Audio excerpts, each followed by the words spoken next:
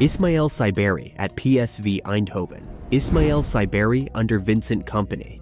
Saibari is a 25-year-old Moroccan international, born in Terrassa, Spain, in January 2001, to parents from Sar El Kabir in northern Morocco.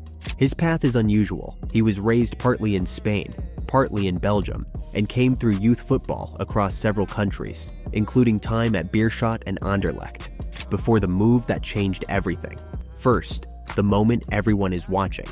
At the 2026 World Cup, Ismail Saibari has been Morocco's standout, scoring in both group games so far, a delicate chip over Alisson against Brazil on June 13th, then a thunderbolt after just 70 seconds against Scotland on June 19th, the fastest winning goal in a 1-0 World Cup match in the competition's history. 2 games, 2 goals, and overnight, he became one of the breakout names of the tournament.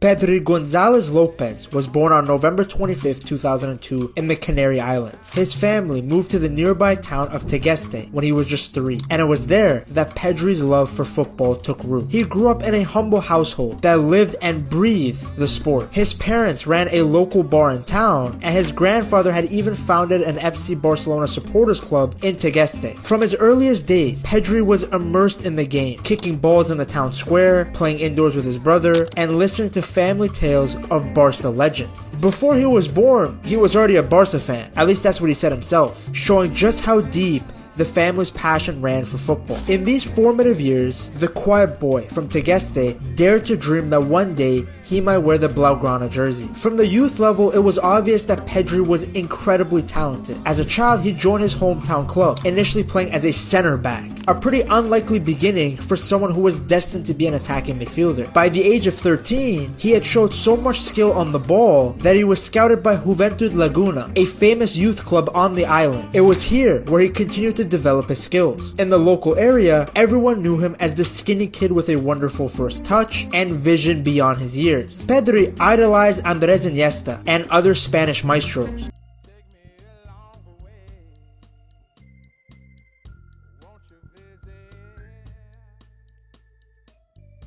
This is the story of Ousmane Dembele, a boy who was forced to become a man when he was only just a kid at Barcelona and had the hunger from his early days taken off him.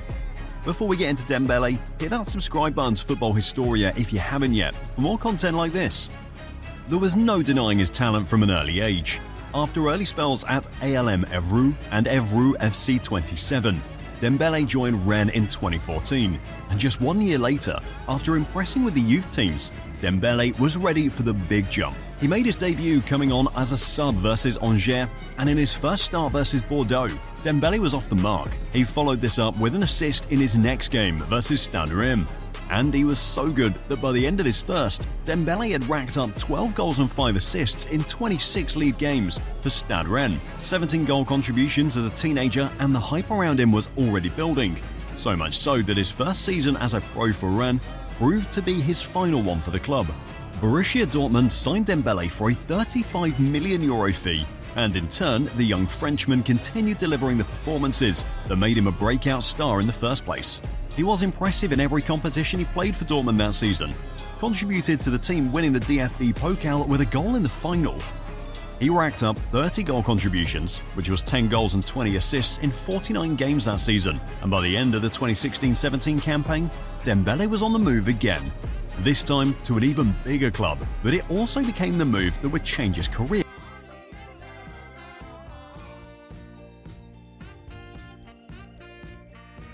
In October 2025, Erling Haaland wasn't just a footballer. He's a phenomenon. A 6'4" Norwegian machine who's shattered every goal-scoring record in sight. 52 goals in a single Premier League season.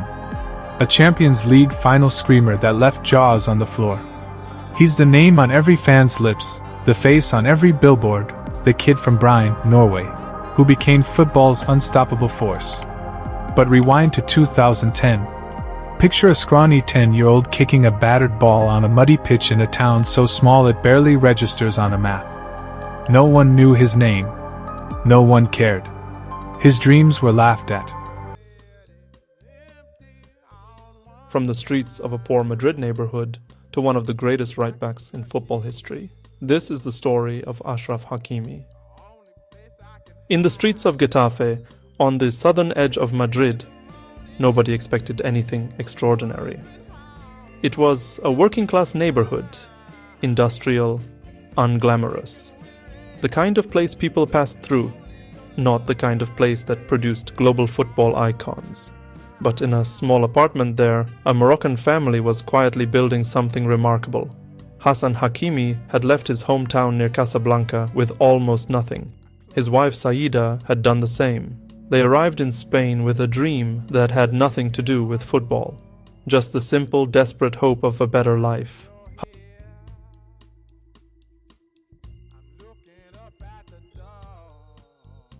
Michael Olise is addicted to aura farming. I don't want to get all Gen Z on you, but I don't know how else to put it. This guy just can't let go of the nonchalant gimmick. It's always one-word replies in every post-match interview. When his teammates were celebrating the Bundesliga title, he was on chess.com getting his elo up, and I know, a postman doesn't celebrate every time he delivers a package, but man, 3 years ago, this guy hit a last-minute free kick to equalize against Man United, and he refused to celebrate. If that was me, I'd be hitting 7 different emotes and jumping into the stands. No wonder this guy gets on everyone's nerves. I'd probably hate him too if he wasn't so goddamn good. Though, I'm sorry to break it to you, I think this nonchalant thing is just cope. You see, Olise wasn't always this superstar wonder kid. I mean, have you never asked yourself how a guy like him ended up at Crystal Palace? Well, this gets kinda complex, but at 7, while he was already playing for both Arsenal and his local team, a scout named Sean Conlon spotted him and not only got him to join his own talent agency, but to drop out of the other academies in order to join Chelsea instead. And look, things were good. Sean even claimed he was the best talent in the country. However, there were 2 problems. First, he was so good he couldn't understand the need to work so hard, and second, as one of his future teammates would explain, people have a hard time understanding him. Sometimes he'll ignore you and not say hello, but he's not a bad person. If you speak to him, he's such a nice guy, but I think that rubbed coaches up the wrong way when he was coming through the academy system.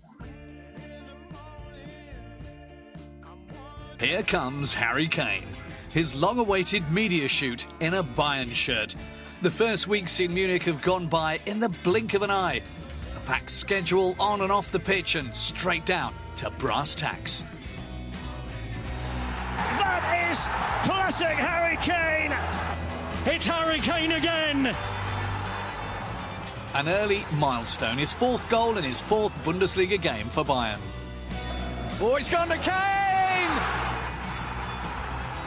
An achievement matched by few before him. The legendary Gerd Müller was one, but Kane's just looking ahead. As the season goes on, I'm going to learn more and more with the team and hopefully improve, and we can get better. An attitude that's taken him a long way since his childhood years in North East London. Ex-professional striker Bradley Allen joined Tottenham Hotspur the same year as young Harry as a youth team coach.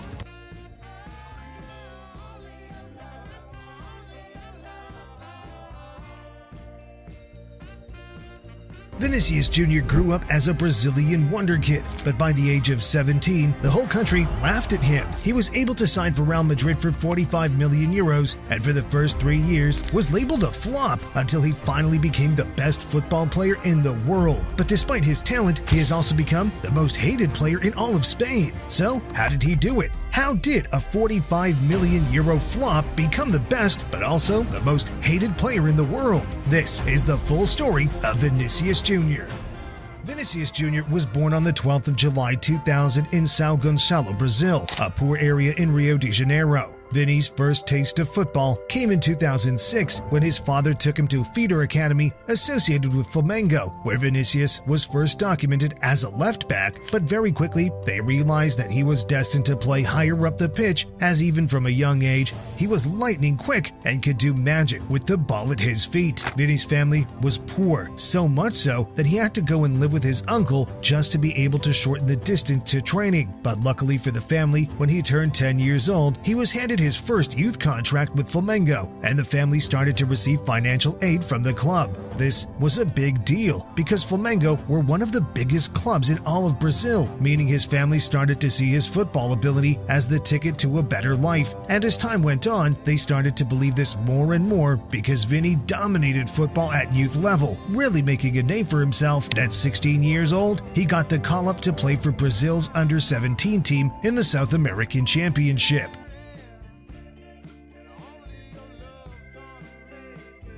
Kylian Mbappe was born in a small French town known for crime, riots, and poverty. But against all odds, Mbappe fought his way to the top of the world to become the face of football. So, how did Kylian escape poverty and become football's biggest star? This is the full story of Kylian Mbappe.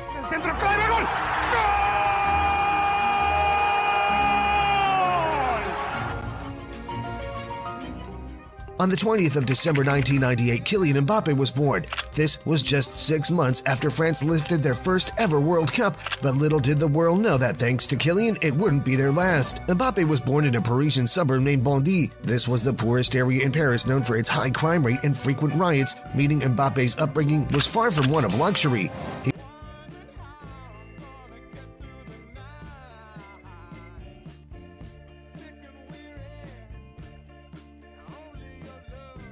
Lionel Messi's life isn't what you think it is. He's the GOAT now. But what if I told you that years back, he should have never even made it? From the accident that almost killed him to his record-breaking moment as a pro. This is the story of how Messi made it to the top.